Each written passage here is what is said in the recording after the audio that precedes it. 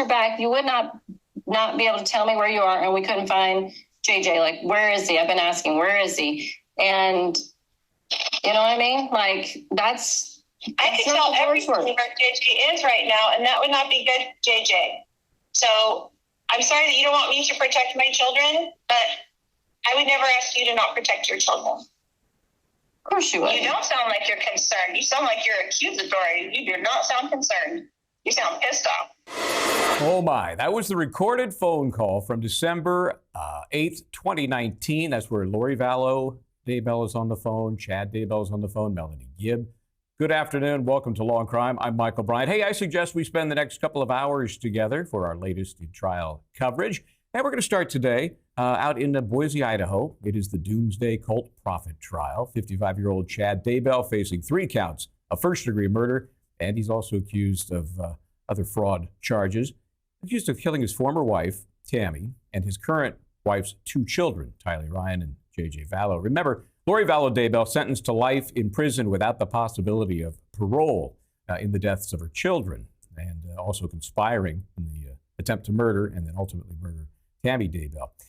The defendant appeared to be, along with Ms. Daybell, convinced that, it's the end of times that's approaching.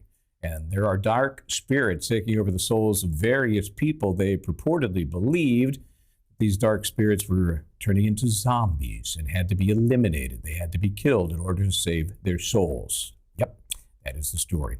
So let's get into this phone call. It discusses scripture, dark and light spirits, visions, and more. Let's listen to what Gibb had to say under direct examination regarding Chad's comments and Tammy's death. Miss Gibb, we were talking about that recording and that Chad had made some comments about how Tammy was going to die. Do you recall that? Yes. Do you recall approximately when Tammy actually died? I'm not sure the date. I believe it was in October 2019. Do you recall learning of her passing? Yes. When you learned of her passing, did you reach out to anyone? Yes. Who did you reach out to? Lori. Do you recall if it seemed like she already knew when you reached out to her? Yes. And did she already know of the passing? It seems that she did. Prior to Tammy passing away, had you ever talked to Lori about Tammy? Yes. What had Lori shared with you? That she was supposed to continue her mission on the other side of the veil eventually, and that she would be okay with her and Chad being together. So, and it was Tammy that was going to continue her mission? Correct. And Tammy was going to be okay with Chad and Lori being together? Correct. Do you recall if Tammy was ever designated as dark? Yes. Do you recall approximately when you first heard Tammy being referred to as dark? It must have been either the end of September or sometime in October. I'm just not really sure. Would it have been so fairly close in time to her actual death? Correct. And again, Chad is the person that would label people dark? Correct. With these teachings of light and dark, at some point, did they evolve? Yes. And when they evolved, was there another term that was being used for someone that was dark? Yes. What was that term? Zombie. Okay, helping me suss out the light and dark of this whole thing, I have criminal defense attorney Natalie Whittingham-Burrell also joining us today as trial attorney Catherine Lizardo. Ladies, thank you so much. Buckle up. If you forgot a little bit about the Lori Vallow Daybell version of this, Chad Daybell looks like it's going to be just as interesting. And let me start with you, Natalie. Melanie Gibb is, how can I describe her? She's misunderstood. How about that? This testimony is alternatingly weird and bizarre, but is it helpful to the prosecution or the defense? Well, I think it's helpful to the prosecution in as much as it demonstrates that there was this planning ahead of time by Chad Daybell that led to the children dying, in particular, labeling the children as light and dark. Now, the defense can very well use Melanie Gibb's testimony to their benefit by saying that Melanie Gibb was basically part and parcel to this whole thing, and she's not being prosecuted for anything. And Chad Daybell is similarly situated to Melanie Gibb because she was just as involved with the belief system, but she's not being prosecuted for planning to kill these children. And so she would be a good example of, you can believe something, it does not mean that you're actually planning for someone to do something bad. Yeah, and this gets weird. Where I think it does help the defense is, remember, all they want to do is cut the line between Chad Daybell and Lori. Lori Vallow Daybell is the evil one. Chad was just being manipulated. So stand by, Catherine. What we're going to do now, and this gets very interesting, because what we're going to hear now is Melanie Gibb explaining that she herself even preached this idea of light theory to people, specifically the light and dark. Let's take a listen. Is that frequency giving you any sort of religious message or any sort of revelation of any kind? No, not for me. Maybe for others, but not for me. So it's your position that it wasn't doing that. So these ideas and these concepts about light and dark, and we talked a great deal about light and dark. Is that something that's inconsistent with the LDS faith? Inconsistent, yes. Okay, so the LDS faith doesn't talk about light and dark. No. There's no discussion about that. Well, I mean, I think Christianity talks about Jesus Christ being the light of the world, and that darkness would be associated with Satan. So if you want to say that, yeah. Okay. So if someone were to be practicing techniques as they relate to light and dark, or make comments about being able to tell if someone's light or dark, that's something that's inconsistent with the LDS faith. Yes. And that's not something you would ever do, right? No. You would never engage in conduct that would trying to determine whether someone's a light person or a dark person, right? Well, I didn't have the ability to know how to do that. Okay. And did you ever teach that? Light or dark? I don't know if I shared it with anybody. I'm not sure. Well, I didn't say shared. I said taught. I don't recall. Okay. Is it possible you taught light theory to people? Oh, it's possible. Is it possible you talked about dark theories to people? It's possible. Okay. But you don't remember. I don't remember. So again, now Melanie Gibb there on cross-examination. Catherine, does it help the defense to let Melanie kind of pontificate about her beliefs, which may be, let's just say, non-traditional? Does that help the defense as much as anything else?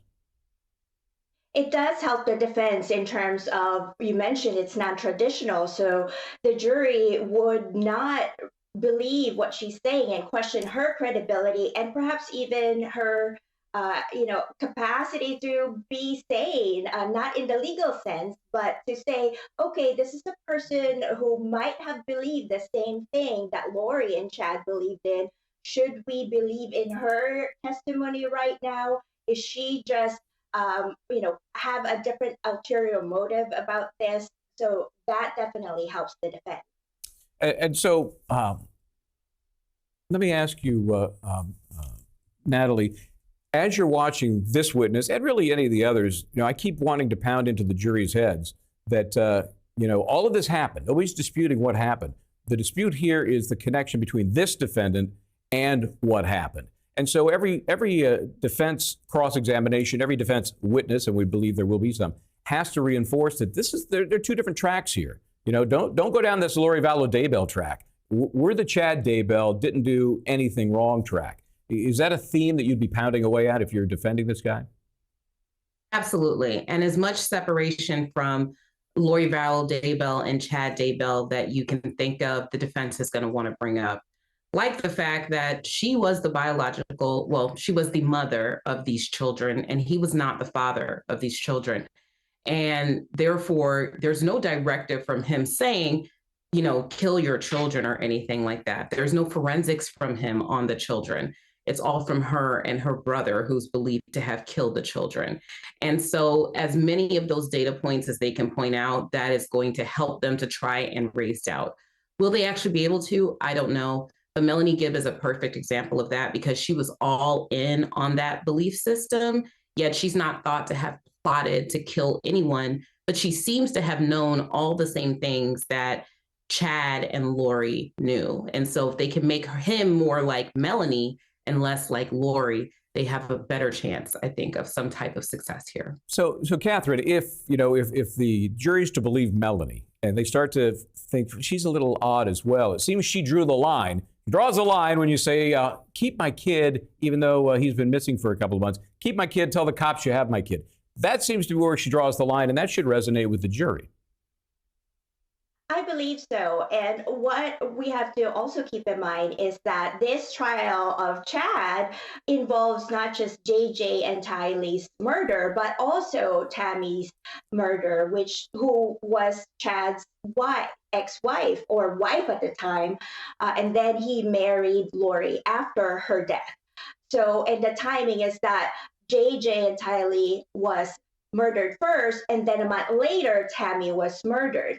So even if Melanie Gibbs is drawing the line that, hey, you know what, I don't want to be your alibi that JJ was missing because he was with me when truth he was not. I don't want to be involved in that. There's still that question of, well, there is still Tammy's murder.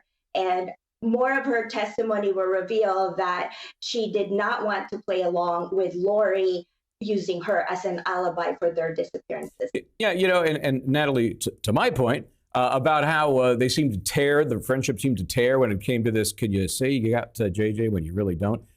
We hear in that phone conversation what seems to be maybe the first confrontation to address that issue. Like, look, I'm not helping you with the cops here. How important is that tone in that phone conversation?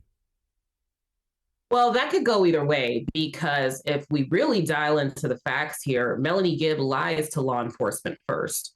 So when Chad and Lori direct her to say that the kids are with her, she tells law enforcement that JJ is with her. She tells law enforcement JJ was with her and now has gone back to Lori, which is a complete lie. And I think it was once she got the pressure from law enforcement that this is a real and serious thing, that she then flipped the script and decided to film Lori or record Lori and Chad in order to exonerate herself. And so if I'm the defense attorney, I'm going to play it up as, oh, you hear that indignation and that distancing? That's all an act because she was already in trouble for lying to the police. And why would she have lied to the police other than for the fact that she was completely aligned with this belief system? And if she didn't kill anybody, neither did my client. So that could be both ways. Catherine, does that mean at some point Melanie Gibb got a conscience, at some point, or was she contriving this phone conversation just to cover her butt? Maybe both. Based on her testimony, she said that she did not talk to any police and no police directed her to record this conversation, that she did this on her own. Now, what's interesting is this defense attorney at some point, based on that line of questioning that we heard, almost makes me feel that he wants to point the finger at Melanie Gibbs. If she initially said that, yeah, JJ was with me when he was not, so does that mean that there might be some conspiracy between her and Lori, which leads to, is Chad involved in that, or is it just between the two of them? Yeah, that's a good point, because the more you can detract from Chad and mix it up with these other folks, the better for the defense. Okay, let's take a quick break here. I'm telling you right now, though, if I ask you to watch my kid and I haven't seen the kid in 2 months and you say no, that's it. We're done. If you're not going to cover for me, that's it. Okay, let's take a break. We'll come back more out of the Idaho case right after this.